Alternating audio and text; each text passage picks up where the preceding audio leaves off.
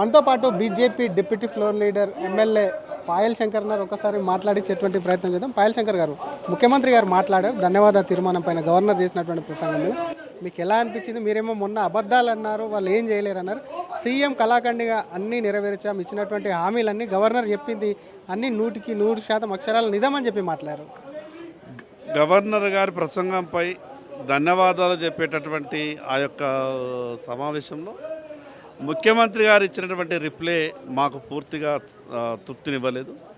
మేము గొప్పగా ఆశపడ్డాం. ఈ రాష్ట్రంలో రుణమాఫీ కానటువంటి 50% మంది రైతులకు రుణమాఫీ గురించి మాట్లాడతారేమో అని. ఒక పక్క ముఖ్యమంత్రి గారు మాట్లాడతారు 21,000 కోట్ల రూపాయలు 25 లక్షల మంది రైతులకు రుణమాఫీ ఇష్టమని. మరోపక్క ప్రభుత్వ లెక్కలే చెప్తే 70 లక్షల మంది రైతులు బ్యాంకుల నుంచి రుణాలు తీసుకున్నారు. దాదాపు 62-63 వేల కోట్ల రూపాయల రుణాలు ఉన్నాయని చెప్తారు. మరి 70 లక్షల మంది రైతులు రుణాలు తీసుకుంటే 25 లక్షల మంది రైతులకు రుణమాఫీ చేస్తే మిగతా లక్షల మంది రైతులు దాదాపు 25 లక్షల మంది రైతులకు ఎవరు దానికి పక్క రాష్ట్రం ముఖ్యమంత్రి మాఫీ చేస్తాడా? దానికి ముఖ్యమంత్రి గారు సమాధానం చెప్పలేదు. మరి అదేవిధంగా ఈ రాష్ట్రంలో ఉద్యోగులు ప్రత్యేకంగా ఎదుర్కొంటున్నటువంటి సమస్య 317 దాని మీద అనేక సందర్భాల్లో ఉద్యోగ సంఘాలు కానీ మిగతా రాజకీయ పార్టీలు కానీ ప్రభుత్వం దృష్టికి తీసుకెళ్ళారు. ఆ సమస్యని పరిష్కారం చేయండి. ఆ 317 వల్ల ఉద్యోగులంతా కూడా ఇబ్బంది పడుతూ ఉన్నారు. దానివల్ల చెట్టుకోరు పుట్టకోరు ఉన్నారు, వాళ్ళు బాధపడుతూ ఉన్నారు. దాని పరిష్కారం కావాలనంటే కనీసం దాని మీద మాట్లాడేటటువంటి ప్రయత్నం కూడా చేయలేదు. మరోపక్క బయట కాంగ్రెస్ పార్టీ నాయకులు మాట్లాడతారు, నరేంద్ర మోడీ గారు భారతీయ జనతా పార్టీ కేంద్ర ప్రభుత్వం మాకేం చేస్తలేదు.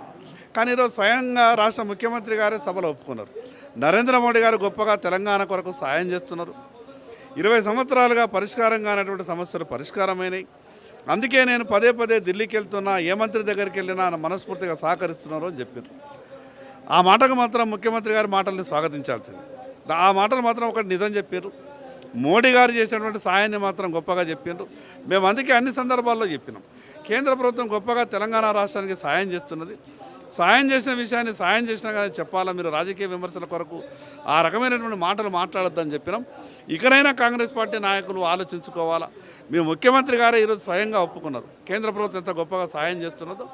మరి ఆ ముఖ్యమంత్రి గారి మాటలు వినైనా సరే మీరు చేస్తున్నటువంటి సాయాన్ని గొప్పగా కేంద్ర ప్రభుత్వాన్ని అభినందించే ప్రయత్నం చేయాలి, కానీ రాజకీయ విమర్శలు చేయవద్దని. మరి అదేవిధంగా ఈరోజు చివరిగా ముఖ్యమంత్రి గారి ప్రసంగంలో మేము అనుకున్నాం ఈ రాష్ట్రంలో ఉన్నటువంటి అన్ని సమస్యలకు నేను పరిష్కారం దిశగా ప్రయత్నం చేస్తున్నాను. ముఖ్యమంత్రి గారి నోటుతో ఒక మాట వచ్చింది, ఈ రాష్ట్ర ఆర్థిక వ్యవస్థకు క్యాన్సర్ వచ్చింది అని. మేము అనుకున్నాం, ఈ మాట మేము గతంలోనే చెప్పినాం. ఆ ప్రభుత్వమే 10 ఏళ్ళు అప్పులు చేసింది కదా, కొత్తగా మీరు అప్పులు చేస్తున్నారు, విపరీతమైనటువంటి హామీలు ఇచ్చారు, ఆర్థిక వ్యవస్థ అంతా బాగాలేదు, ఏ రకంగా పరిష్కారం చేస్తారు అంటే లేదు మా అనుభవం ఉన్నటువంటి కాంగ్రెస్ పార్టీకి ఇది ఒక గొప్ప సమస్యనే అని చెప్పారు. ఈరోజు ముఖ్యమంత్రి గారు స్వయంగా మాట్లాడిండ్రు, వారు సభలో మాట్లాడకుండా బయట మాట్లాడిండ్రు, ఈ తెలంగాణ రాష్ట్ర ఆర్థిక వ్యవస్థ క్యాన్సర్ వచ్చిందని. మేము ముఖ్యమంత్రి గారిని ఒకటి అడగదలుచుకున్నాం, క్యాన్సర్ ఏ స్టేజ్లో ఉంది, అసలు రికవరీ చేసే స్టేజ్లలో ఉన్నదా? మీరు ఏ స్టేజ్లో ఉన్నప్పుడు క్యాన్సర్ని ఐడెంటిఫై చేసిండ్రు? మొదలుగా మేము చెప్పినాం, ఈ ఆర్థిక వ్యవస్థ బాగలేదు, ఈ ఆర్థిక వ్యవస్థ ఈ రకంగా ఉంటే తెలంగాణ రాష్ట్రం ముందుకు పోవడం కష్టమవుతుంది, దాని మీద స్పష్టత ఇవ్వాలనంటే ఆ విషయం ముఖ్యమంత్రి గారు సభలో ఏం మాట్లాడలేదు. కాబట్టి రేపు పూర్తిగా బడ్జెట్ అయిపోయిన తర్వాత ఆ బడ్జెట్లో తప్పకుండా ఈ క్యాన్సర్ పరిస్థితి ఏంటిది, ఈ క్యాన్సర్ని ఏ రకంగా నయం చేస్తారు, ఈ విషయాలన్నింటి మీద మాట్లాడుతారు. మరొకవైపు ముఖ్యమంత్రి ఇదివరకు కూడా చూసాం, ప్రధానిని కలిసినప్పుడు ఒక మాట, బయటకు వచ్చాక ఇంకొక మాట మాట్లాడుతుంటారు. కేంద్రం నుంచి అన్ని రకాల సహకారాలు వస్తున్నాయి అంటూనే సైంధవుడ్లా మీ కేంద్ర మంత్రి ఇక్కడి నుంచి అన్నట్టు రాష్ట్ర అధ్యక్షుడు అడ్డుపడుతున్నాడని కూడా చెప్తున్నారు. ఇప్పుడు కాంగ్రెస్ పార్టీతో వచ్చినటువంటి ఇబ్బంది ఇది. సాయం చేసినంతసేపు సాయం తీసుకుంటారు, బయటకు వచ్చి మాత్రం మాకేం సంబంధం లేదు, దానికి అదే వచ్చిందని మాట్లాడతారు. ఈరోజు ముఖ్యమంత్రి గారు సభలో ఒక మాట మాట్లాడిండ్రు, వరంగల్ ఎయిర్పోర్ట్ వచ్చింది, అది కేంద్ర ప్రభుత్వం చేస్తేనే వచ్చింది, సహకారం అందించారు కేంద్ర మంత్రులు, ప్రధానమంత్రి గారు. మరి ఇవన్నీ జరుగుతున్నప్పుడు ఇంకెక్కడ కిషన్ రెడ్డి గారు అడ్డుకుంటున్నట్టు? కిషన్ రెడ్డి గారు అడ్డుకుంటే ఇవన్నీ ఎట్లా వస్తాయి? ఈ రాష్ట్రానికి చెందినటువంటి 2 కేంద్ర మంత్రులు అనేక విషయాలలో ఈ రాష్ట్ర సమస్యల గురించి కావచ్చు, ఈ రాష్ట్రానికి రావాల్సిన నిధుల గురించి కావచ్చు, అనేకమైనటువంటి విషయాల్ని ఎప్పటికప్పుడు ప్రధానమంత్రి గారితో మాట్లాడితేనే కదా, సహచర మంత్రులకు చెప్తేనే కదా. ఈరోజు ఇక్కడ ఉన్నటువంటి ఎందరో మంది అధికారులకు ఏదైనా మంత్రి దగ్గరికి ఏదైనా విషయం మీద పోవాలనంటే కిషన్ రెడ్డి గారు, బండి సంజయ్ గారు ప్రత్యేకంగా మాట్లాడి అపాయింట్మెంట్ ఇచ్చినటువంటి సంగతి ఉన్నది.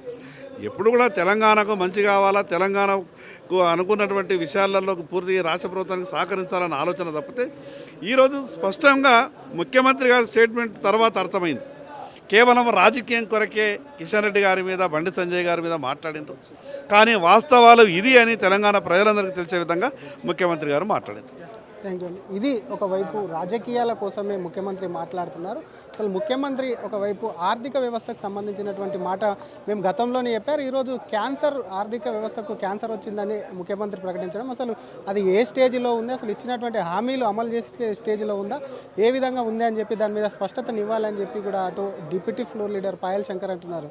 కెమెరామ్యాన్ విజయ్తో శ్రీధర్, RTV హైదరాబాద్. మరిన్ని వీడియోస్ కోసం ఛానల్ ని సబ్స్క్రైబ్ చేయండి. లేటెస్ట్ అప్డేట్స్ కోసం వాట్సాప్ ఛానల్ ని ఫాలో అవ్వండి. ఆ లింక్ డిస్క్రిప్షన్ లో ఉంది.